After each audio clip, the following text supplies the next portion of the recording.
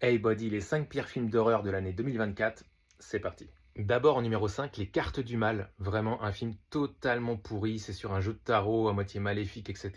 Ça partait d'un bon principe au départ, d'un bon scénario, et en fait c'est totalement naze. Numéro 4, Abigail. Abigail, franchement, au départ j'y ai cru, parce que voilà, une histoire de vampire avec une petite gamine, etc., qui est enfermée dans un manoir, ça pouvait être cool, et le résultat est catastrophique.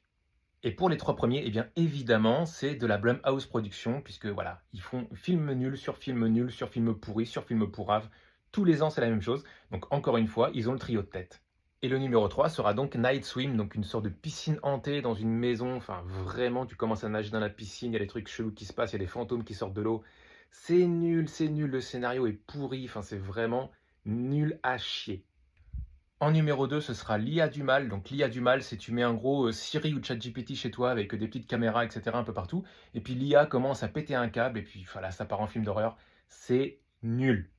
Et enfin, le champion des champions, le number one, le film d'horreur le plus naze de l'année 2024, j'ai nommé Imaginary. Donc Imaginary, c'est quoi? C'est un ours en peluche qui commence à tuer tout le monde. Et c'est mais nullissime. Donc Blumhouse, encore une fois, trio de tête, les 3 premiers films. Bravo!